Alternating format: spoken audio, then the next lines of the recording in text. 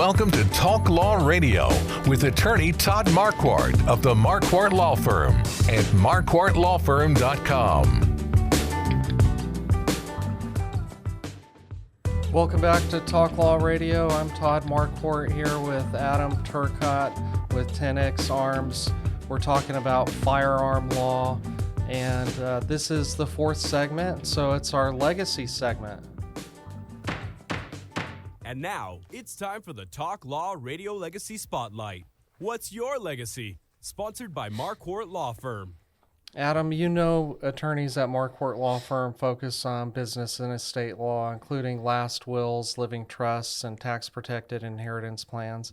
It's all about legacy. So I wanted to ask you about your legacy. I know that you have a daughter, so that our children are a natural legacy that hopefully we leave behind. What do you hope and wish for her future? What kind of impact do you want her to say that her dad had on her? I want her to have the confidence in herself and be able to tackle all the struggles that life's going to throw at her, and know that she's able to do it, but at the same time, know that I'm there to fall back on if need be. Mm-hmm. That's where, like taking her to the range and having her be comfortable defending herself if need be. She's growing into that very well. Cool. Yeah. Do you hope that she follows into your footsteps as a member of the Army? I don't know. I mean, I could see that being an avenue possibly, but I will definitely try to steer her towards something where, all right, if you're going to join the military, find something that you can have a career at, and be able to continue outside of the military if you choose to. Whereas for me, it was a little tough to be like, I can walk a long ways and carry a lot of weight and shoot a rifle. Great. Find a civilian world for that. Right. That's a little tough. Yeah. And how about following in your footsteps and taking over your business? I could see her possibly going down that avenue. I mean, I try to get her out there into the shop with me and tinker around a little bit. She's in that teenage phase of not wanting to do a lot of that, but I could see her having a place in my shop in the future. Yeah. Even if it's not her full-time job. Right. Yeah. That is one thing the firearm industry towards women it's a growing demographic. Big time. A lot of them are getting into it. Make great shooters, whether it's in the shotgun world or in the precision rifle world. You're seeing a lot of women involved with it. It's nice to see. Yeah, that's great. So that's the legacy segment. Now let's get back to talking about firearm law. Last segment, we reached the issue of large capacity magazines, and California had a regulation. In 2016, California legislature enacted Senate Bill 1446, which banned the possession of large capacity magazines and imposed a fine if you fail to comply. Then California voters approved Proposition 63, which added a provision that imposed a possible criminal penalty for unlawful possession. What do they mean by large capacity magazines? Do you know? It's when most states define it as like when they can hold 11 rounds or more. So a 10-round magazine is okay in those states. But the amount of magazines, the millions of magazines that are out there, 10 round and below, that's definitely the minority. So anything above that, I would consider that normal capacity. That's your standard. Like for the AR-15, a 30-round magazine is the standard. So for the people that are stuck in California dealing with 10-round magazines, I feel for you there. But yeah, you guys are definitely the minority. Yeah. Well, if someone were to argue that you don't need a 30-round magazine, how would you respond? I think that's part of being as part of the United States and the right to bear arms, and I can defend myself however I decide I need to, and if I feel that I need 30 rounds, in a magazine, and I'm going to carry, however many magazines I want, Right. that's on me. That's not up to some big government daddy to You don't decide have for me. You don't have to have a reason. Right. Right. It's your constitutional right. And so if this case goes up to the Supreme Court, they're going to analyze it based on historical use.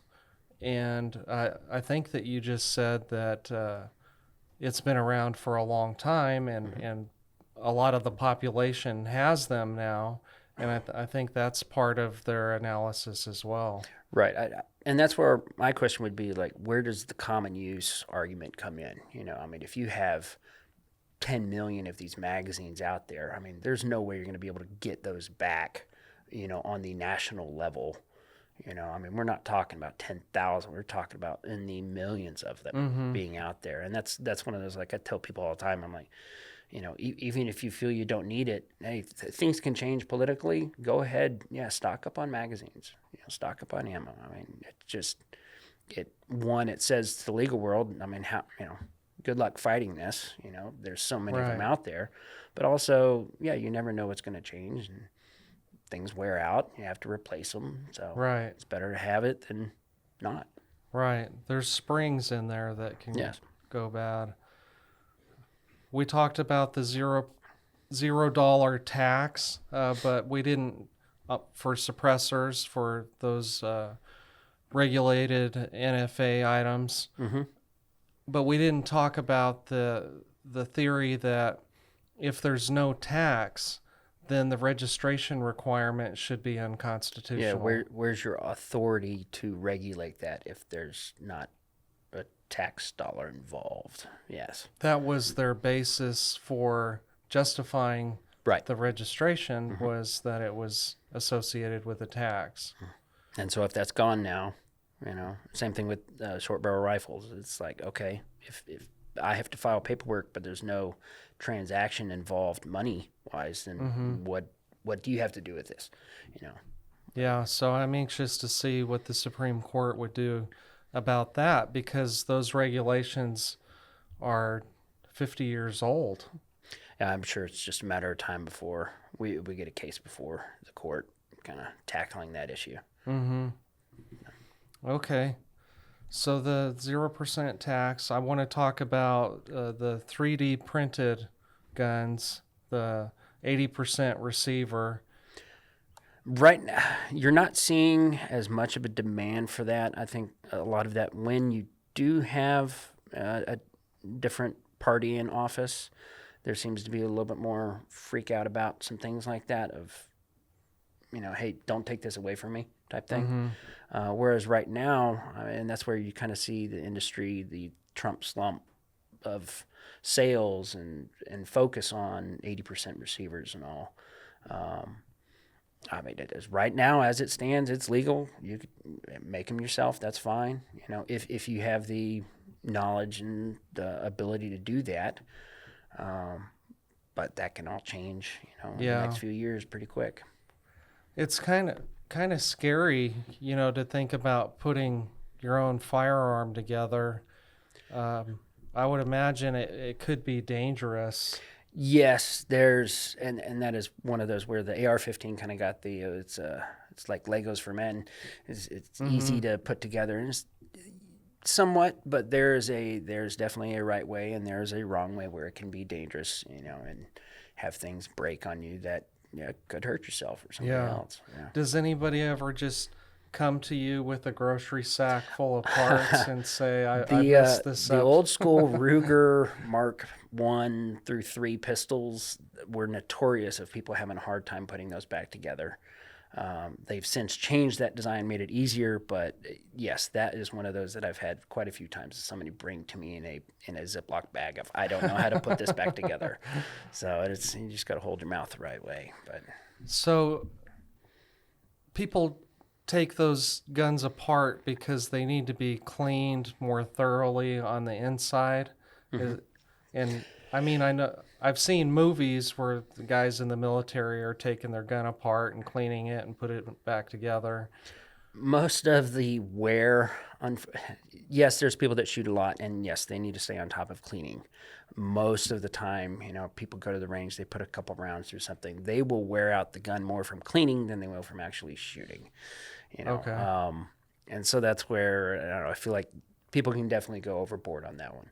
But when it does come into things like the AR-15, where there's a lot of gas involved and it just builds up in the system for those that shoot decently often, there needs to be a going through thoroughly and cleaning things out so that they operate properly. And do you do that for people? Oh, all the time. Yeah.